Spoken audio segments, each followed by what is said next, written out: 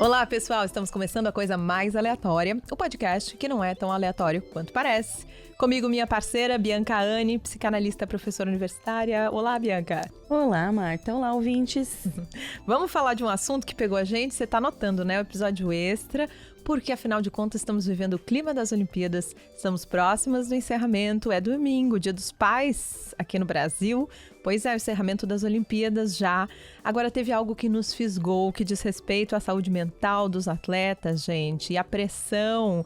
Como é que fica? Às vezes milímetros, às vezes centésimos, milésimos decidem se você tem ou não tem o pódio. É possível blindar as expectativas? Ai, ai, ai. É muita coisa que envolve o assunto, né, Bianca? Vamos tentar desvendar com a nossa convidada hoje? Com certeza, Marta. E parece que essa Olimpíada ela trouxe bastante à tona, né, esse assunto da saúde mental, acho que mais do que outras, talvez aí na figura da Simone, né, que vem trazendo esse assunto cada vez mais. Mas para falar disso hoje a gente trouxe uma convidada, né, Marta, já que nem eu nem você somos assim, então atletas olímpicas. Trouxemos hoje uma convidada muito especial que tem aí um percurso também com ela própria com o atletismo, né, mas também profissional da área. Seja bem-vinda, Aline Brito. Muito obrigada, meninas. Muito feliz de estar aqui com vocês. Muito feliz de te receber também, Aline. A Aline é ex-atleta de karatê, ela é faixa preta, formada em educação física há mais de 10 anos, atua como personal trainer, faz graduação em psicologia, vocês estão entendendo tudo, né? E só de medalhas, Bianca, ela tem mais de 200. Tá vendo? Tá vendo por que a gente precisa dela aqui hoje? Começou aos 5 aninhos, decidiu parar aos 20. Como é que foi ali nessa parada? Tem a ver com saúde mental também? É, um pouco sim, porque quando a gente começa criança é muito divertido, né? É muito legal, tu descobre coisas novas, é divertido ter ali o ápice como atleta, ter gente torcendo por ti. Mas a partir do momento que se torna uma profissão, como qualquer outra, acredito, né? Tem a pressão da profissão, tem a ansiedade, tem pânico envolvido. Então, começa a ficar um pouco complicado de lidar com isso, ainda mais quando começa a trabalhar com outras áreas, né? Outras áreas não, mas quando eu me formei, comecei a trabalhar e ficou difícil conciliar as duas coisas, né? Como é que é isso de começar a treinar tão cedo? Você tinha já uma perspectiva, assim, de competir, de competição ou não? Não tinha perspectiva nenhuma. Eu comecei a treinar porque precisava ficar no contraturno do colégio enquanto meus pais trabalhavam.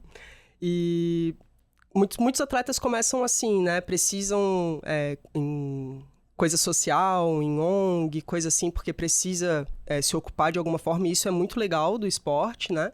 Mas como eu falei, quando chega uma profissionalização, aí as coisas começam a ficar mais complicadas. Uhum.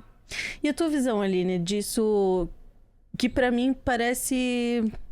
Bom, não sei, eu acho que eu não consigo nem começar a imaginar e eu não consigo nem explicar isso que é começar uma carreira aos 4, 5 anos de idade, como é a vida da maior parte dos atletas, né? E tem algo também que é próprio dessa carreira, que tem um curto prazo para fazer essa carreira acontecer, né? Os atletas se aposentam muito cedo, a gente vê aí discussões sobre, 27 anos, já está na última Olimpíada, é a última vez que vai competir, a Marta também está jogando a última Olimpíada dela, né? A Marta está com 40 e alguma coisa. É, por aí, eu acho. Que então, eu acho que tem uma urgência nos atletas de fazer a carreira acontecer muito cedo. Então, começam muito cedo. E eu queria saber, você que acompanha atletas, né? Que foi você mesmo atleta. Como é essa experiência, assim, desde criança já... Imagina, né? A gente, outros profissionais de outras carreiras, a gente começa a pensar a carreira ali a partir dos 18 anos, normalmente, né? Quando você vai escolher faculdade e tudo mais. E às vezes a gente já acha cedo. Já acha cedo, exato. Como é? Aos 5? É bem complicado, né? Exatamente como eu falei ali, pelo menos eu, quando comecei, não tinha muito essa expectativa, assim, né, de uma profissionalização. Mas falando desses outros esportes olímpicos, principalmente ali a ginástica, né, o futebol, com certeza essas crianças começam com uma certa expectativa, né?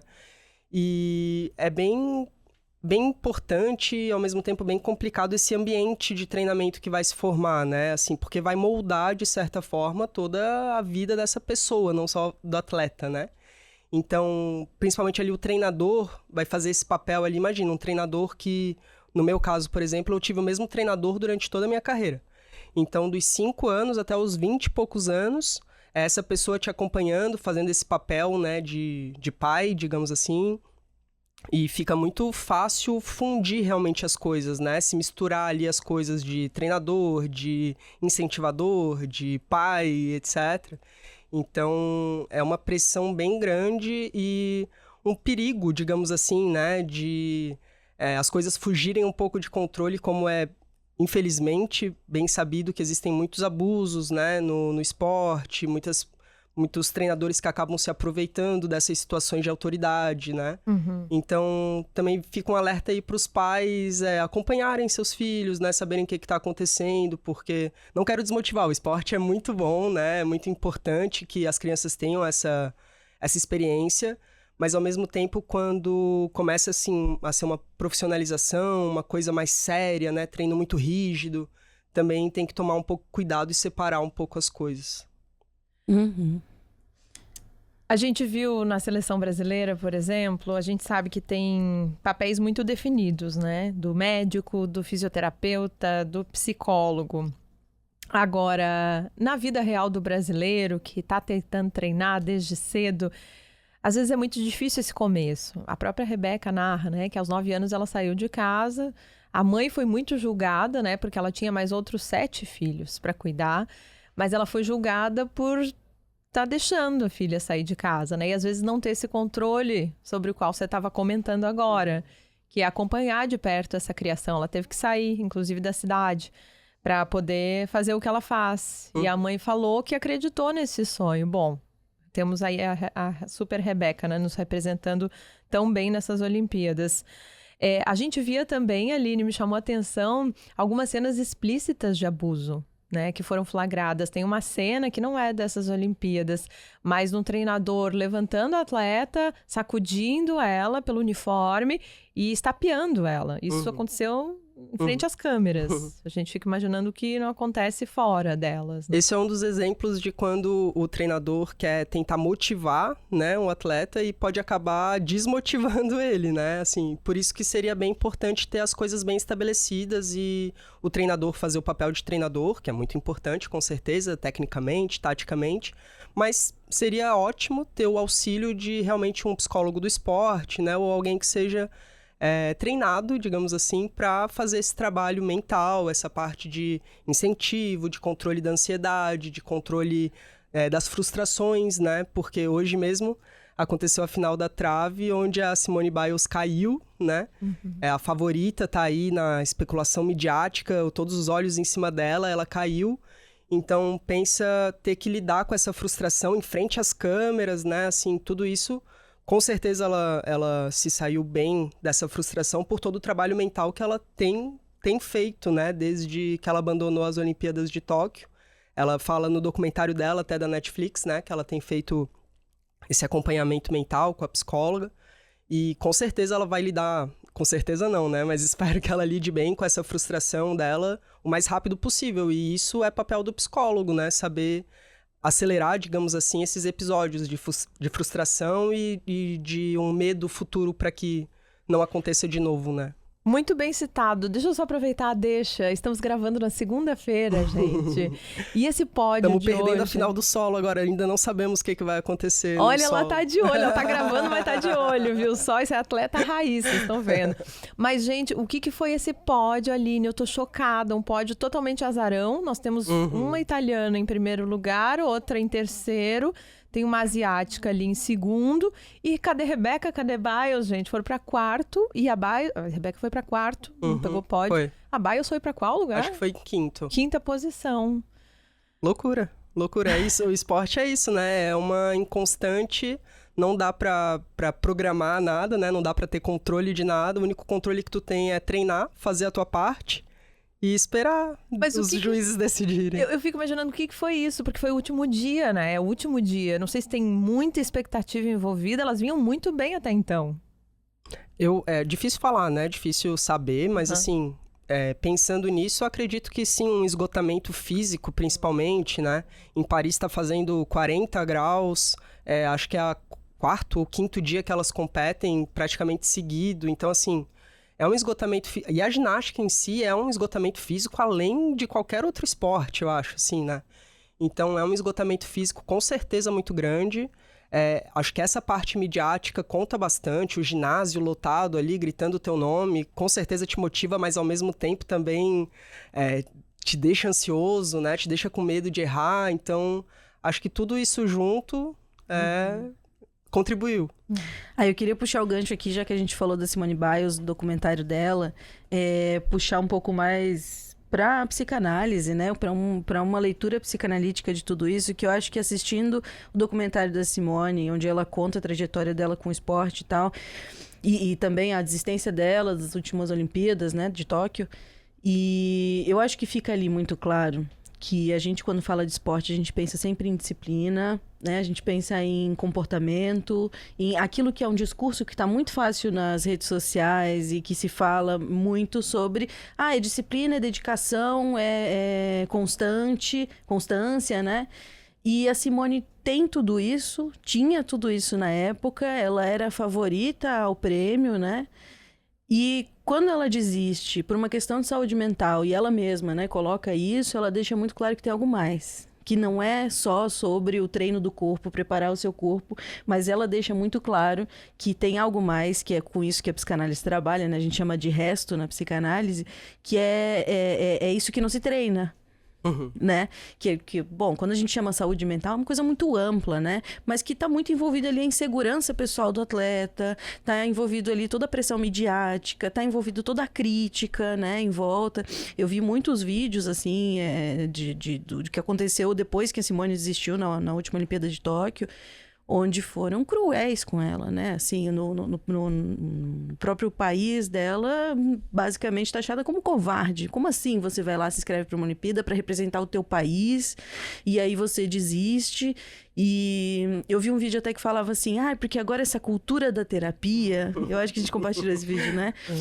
Essa cultura da terapia agora é um jeito de dizer que as pessoas podem falhar. Isso é um absurdo. Olha o que você está fazendo. Você está criando atletas como a Simone Biles dizendo que eles podem desistir. Pô, isso é um absurdo. E eu queria puxar esse gancho para falar sobre como a competição olímpica é um ambiente tóxico. Não, muito. É um ambiente que não é saudável. Porque você espera justamente que aquele atleta entregue a vida dele... em nome do país, em nome da medalha olímpica, enfim. De forma incondicional. De forma incondicional. E eu até brinquei, enquanto a gente conversava antes de gravar o episódio, eu brinquei com vocês, né? Eu acho que se um atleta fizesse profundamente um trabalho terapêutico, ele não ia competir, porque não é saudável competir, né? Até é bem... Na verdade, a gente tem essa ideia, né, de que a atleta é sinônimo de saúde, né? Atleta é saudável. Na verdade, o atleta é a pessoa menos saudável que existe, né? A pessoa que mais se lesiona é a pessoa que mais sofre pressão física, pressão mental. Então, na verdade, atleta não é nem um pouco sinônimo de saúde, né? É uma pressão realmente... Pra mim, assim, Olimpíadas é inimaginável a pressão que se sofre. E é uma vida de restrição, né? Desde cedo, que nem eu falei ali, quando tu começa os treinamentos a ficarem um pouquinho mais rigorosos, a tu ter que abdicar... Eu falo por mim mesma que fui atleta da seleção brasileira, nem cheguei a mundial, nada disso, e já senti, né, que tu tem que abdicar de muita coisa. Meus amigos de infância falam, a Aline nunca podia fazer nada. Não posso, tenho treino. Não posso, amanhã tenho que acordar cedo. Não posso sair pra comer hambúrguer, não posso... Então, assim, a gente já acha difícil fazer academia 3 vezes na semana e comer mais ou menos bem, né? Imagina um ciclo olímpico que é de 4 em 4 anos. Esses atletas se preparam durante 4 anos pra estar ali, pra fazer uma prova de 10 segundos, né? E isso vai definir a carreira dele, a vida dele. E não tem uma chance de errar, né? Naqueles segundos você tem que acertar e com o mundo inteiro te olhando... Exatamente. E fora, puxando também pra isso, assim, eu acho que esse êxtase, né, também, assim, de tu tá lá numas Olimpíadas ou até no Mundial, numa Olimpíadas, onde tem, né, milhões de pessoas, milhares de pessoas gritando por ti, falando o teu nome, querendo saber do teu treinamento, disso e daquilo. E no dia seguinte...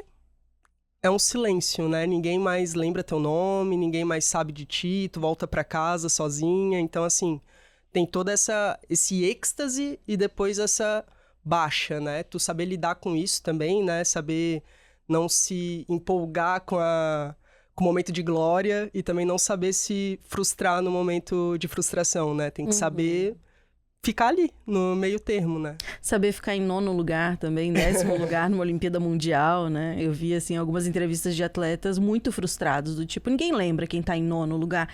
Meu querido, você foi pra Olimpíada Mundial. Até a prata. Você ficou em 9º Mundial. Alguns atletas que com a prata já ficaram super frustrados, chorando, pedindo desculpa, né? Então, realmente é de se pensar, não acho que seja culpa deles, né? É de se pensar o quanto não tem ali em cima deles para eles se sentirem tão frustrados, tão envergonhados por não terem conseguido, né? Sendo que muitas vezes as condições de treino e tudo mais, assim, não favorecem nem um pouco, né? Falando do Brasil, o Brasil não tem basicamente incentivo nenhum, né, para esporte, se não for futebol. Então, a pessoa se sente, assim, envergonhada, frustrada de voltar pro país, sendo que, pô, que nem tu falou, só de estar lá nas Olimpíadas é fenomenal, né? Já abdicou da vida dela, né? E muito... A gente estava falando de restrição... É uma restrição alimentar, restrição de vida social, é uma restrição, é uma rotina de rigidez, né? Que a pessoa abre mão de muita coisa para estar ali. Claro, é uma escolha dela também, né? Mas eu queria falar principalmente da pressão e da crueldade da mídia, das redes sociais, assim. Porque tudo bem, é uma escolha de vida da pessoa, uma carreira que ela escolheu seguir, né? E ela abre mão de muita coisa para isso, mas tem a coisa de representar um país também, fica todo mundo lá torcendo pela sua própria bandeira, e as redes sociais são cruéis, né? Assim, eu vi muita coisa, desde disso, da Simone ter desistido e tudo que caíram em cima, assim. Eu não me lembro exatamente o que era, mas passou algo na abertura das Olimpíadas que a galera não gostou, não achou de bom tom. E aí tinha um movimento nas redes sociais falando que os atletas tinham que desistir. Que eles tinham que fazer uma greve e não competir. Será que a galera tem noção do que eles estão pedindo? Assim, que é um atleta que dedicou a vida e que foi lá pra ganhar uma Olimpíada, tentar ganhar uma Olimpíada. E aí falar pra ele, não, eu acho que é de bom tom você se abster, né, de competir, assim. Eu acho que as redes sociais, eu vi falando disso todos os episódios, eu acho que desse podcast a gente fala alguma coisa das redes sociais, né, mas eu acho que elas tomaram esse lugar, assim, de um tribunal de justiça e de ética, onde todo mundo tem a sua opinião e a sua própria régua moral, né, e que eles não sabem do quão nocivo isso pode ser. Já que é tanta pressão sobre um atleta, e é a pressão de competir, é a pressão do treinador, é a pressão da família, é a pressão do país, ainda tem a pressão das redes sociais. Imagina, vamos pensar, pessoas comuns como nós. Quando a gente recebe crítica, já é difícil lidar, né? Assim, seja teu chefe dar uma crítica em ti, tu já fica sentido, né? A autoestima já fica ali um pouquinho abalada. Imagina tu ser bombardeado, né, de críticas, que nem tu falou da Simone quando ela desistiu. Imagina tu já estar lidando ali com a tua saúde mental e ainda ser bombardeado de crítica e ter que lidar com isso, né? Não tem outra alternativa se não lidar com isso. É que além de todo o preparo técnico, a gente esquece que uma Olimpíada, né, uma competição dessa envergadura, ela ainda é atravessada por questões geopolíticas. E por todas as questões que atravessam também as redes sociais. É algo muito profundo. Tem uma atleta que eu vi falando assim, né? Ah, ela ficou em 8º, né? Ela ficou em 7º. Me diz qual é a tua profissão. Ah, eu sou jornalista. Eu sou psicanalista. Tu é 7º na tua profissão? Tu é 7ª jornalista, não é nem no Brasil, é no mundo? Né? É disso que se trata também, é relativizar um pouco as coisas, né? Que a gente leva tudo ao extremo. Claro, tem alguém te representando ali enquanto país. Acho que as Olimpíadas trazem essa efervescência de nação mesmo, né? Esse orgulho, isso de volta. Mas tem esse contexto. Agora a Bianca falou das redes sociais, eu achei interessante por 2 coisas. Uma entrevista da Rebeca e outra da Simone Biles. A gente tá falando muito da ginástica aqui, gente, porque realmente tem toda uma plasticidade que encanta. A gente foi muito bem representada pelas nossas meninas nessa edição, então acaba falando mais. A primeira coisa que a Simone Biles falou que fez, quando decidiu cuidar da saúde mental, foi cessar as entrevistas e se afastar das redes sociais. Eu achei isso interessantíssimo. E a Rebeca deu uma entrevista recente esse fim de semana que a repórter bem séria perguntou pra ela: o que você fica pensando naqueles segundos antes de começar o vai? Porque ela olha pra uma tela que diz valendo, pode saltar. Ela falou assim: eu tava pensando na receita que eu sempre pego, eu nunca faço. Mas umas receitas da internet que eu fiquei vendo ontem e tal. Falei, olha como cada uma lida de formas muito, né? Parece algo de outro mundo que elas fazem. No entanto, elas lembram a gente que elas são demasiadamente humanas. Né? Sabe que eu descobri hoje que a Rebequíssima é estudante de psicologia? Sim. Eu descobri nossa hoje. colega. Ela é nossa colega, a Rebeca é estudante de psicologia. Então ela sabe bem a receita do frango caipira que ela tava... Cumpre uma função ali. Mas puxando o gancho, eu vi duas coisas também sobre a Simone. Tem uma hora que ela fala sobre essas críticas todas, daí ela fala assim: essa galera que tá me criticando tá sentada no sofá e não sabe fazer uma cambalhota. Isso, e é verdade. E é isso, né? A galera tá lá no celular aqui na telinha, provavelmente deitado na cama, sentado no sofá, e é muito fácil falar do outro, né? Eu tô me segurando pra não dar uma cambalhota desde que começou as... Gente, quer ser ginasta, né? Por que eu não nasci com esse talento? Gente, muito legal o nosso papo. Vamos pros quadros? Eu sei que tem bastante dica pra dar.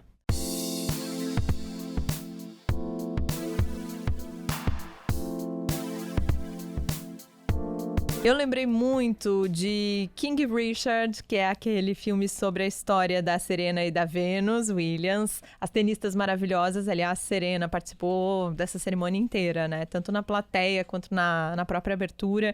Linda e muito representativa. Esse filme não é novo, mas ele é comovente, maravilhoso. Bianca, tem dica? Tem dicas, a Aline lembrou o Divertidamente 2, né? Um filme que lançou esse ano de Animação. De animação, isso, obrigada.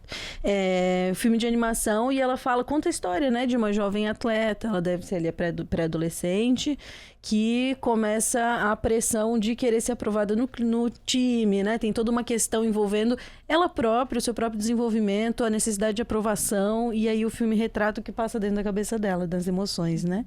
Então esse filme é interessante, e já que a gente falou também do documentário da Simone Biles, né? Eu achei sensacional, assim, pra gente conseguir acompanhar o que é a vida do atleta. Com certeza esse da Simone Biles tá em prioridade aí na lista. Tem também na Netflix Atleta A, que também fala dos abusos que as ginastas enfrentaram aí há uns anos atrás. E na própria Netflix tem vários outros filmes, assim, que retratam atletas, essa pressão que eles sofrem. Qualquer filme, basicamente, que fale sobre atletas, no geral, vai mostrar todas essas coisas que a gente conversou aqui. São histórias inspiradoras. Bom, a gente quer agradecer a Aline. Você viu que esse episódio é mais curtinho, né? E a gente quer fazer um encerramento junto com você. Eu acho que pra gente fechar, é importante, já que a proposta desse podcast é falar de saúde mental, né?